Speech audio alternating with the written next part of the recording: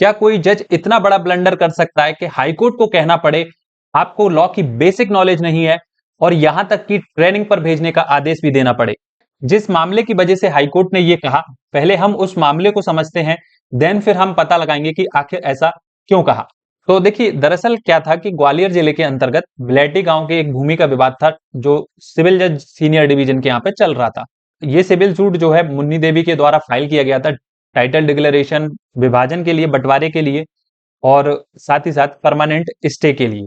अब होता यह है कि इसी केस के दौरान 4 मई को जो है एक बिल निष्पादित करती हैं और उस बिल में अपने स्वर्गीय पति और जो उनके बच्चे हैं, वसीयतनामा उनके फेवर में कर देती हैं। मामले के चलने के दौरान 12 मई 2024 को उनकी डेथ हो जाती है। उसके बाद उनके बेटे, जिनका नाम वसीयत में था, उनमें से एक बेटे जो है सिविल प्रक्रिया संहिता के आदेश 22 नियम 3 के अंतर्गत एक आवेदन फाइल करते हैं पक्षकार बनने के लिए। यानी जो मृत मुन्नी देवी थी, उनके स्थान पर उनको पक्षकार बनाया जाए और वाद को आगे जारी रखा जाए। इस प्रकार से आवेदन फाइल होता है।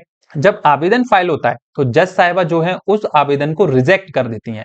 अब रिजेक्ट करने के पीछे क्या आधार दिया, क्यों ये रिजेक्ट कर दिया, इस ऑर्डर से समझते हैं अपन। देखिए, ये जो है ऑर्डर का वो पैरा है जिसमें उनके आवेदन को रिजेक्ट करने के लिए लिखा था। इसमें होता यह है कि जो मृतक मुन्नी बाई थी, उसके द्वारा जो वसीयत निष्पादित की गई थी, उसमें आवेदक के अलावा जो है अन्य वारिसान भी थे, लेकिन उनके द्वारा आवेदन नहीं किया गया था, उनको अपने आवेदन में शामिल नहीं किया गया था। ऐसी स्थिति में कोर्ट ने यह पाया कि आवेदन जो किया गया है वो आदेश 22 नियम 3 के अधीन निरस्त किया जाता है।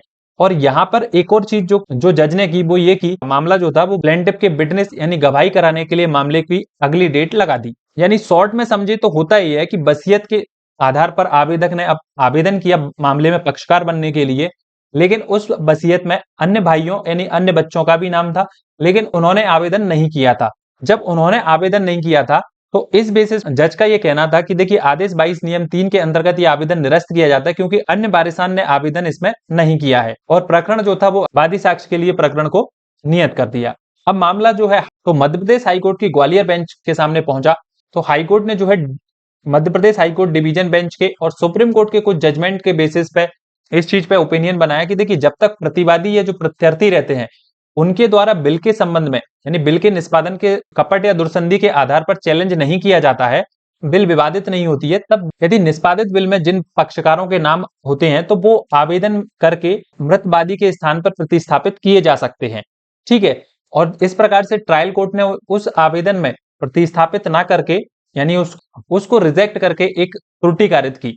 ठीक है। जनरल है कि भाई कोई भी आवेदन हुआ, आपको लगा कि तो आपने रिजेक्ट कर दिया, किस बेसिस पे कि भाई आपने बिल में और भी पक्षकार थे, उन्होंने आवेदन नहीं किया, इसलिए आपका आवेदन रिजेक्ट कर दिया।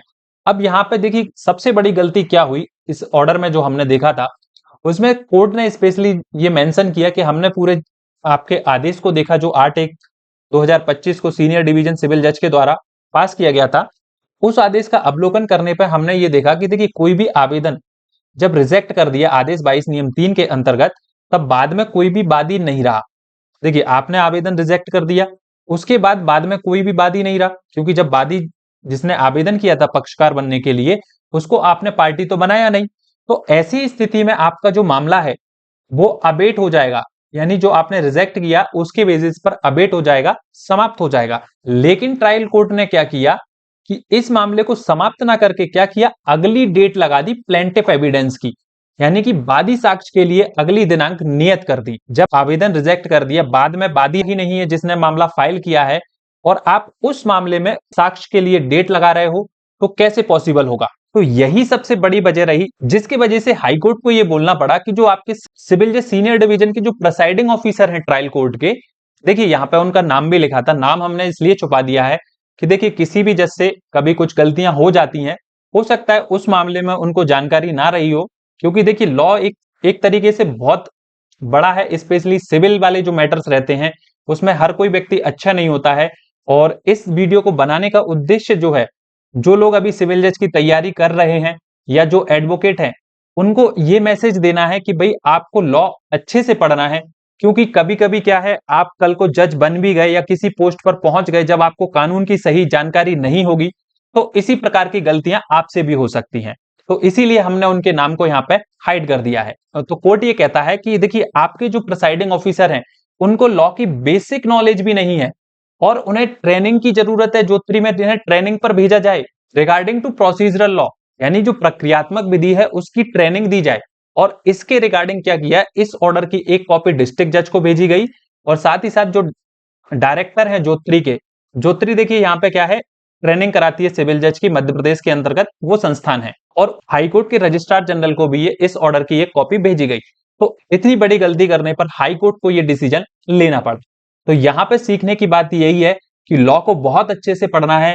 देखिए लॉ में हम सारी चीजों को तो नहीं समझ सकते, लेकिन जो बेसिक हैं उनको तो आप अपना अच्छे से क्लियर रखिए। लॉ की सही जानकारी होना आपको बहुत जरूरी है, क्योंकि देखिए सीनियर डिवीजन ऑफिसर को हाई कोर्ट ने ये बोला है, यानी करीब करीब 8-10 साल की उनकी जजशिप हो गई होगी, तब जाकर ये जजमेंट दिया गया। कल को आप जज बने और आपके साथ इस प्रकार की चीजें ना हो, तो लॉ को बहुत अच्छे से पढ़िए और इस चैनल को सब्सक्राइब कर लीजिए। मेरी कोशिश रहती है आप सही जानकारी आप तक पहुंचे।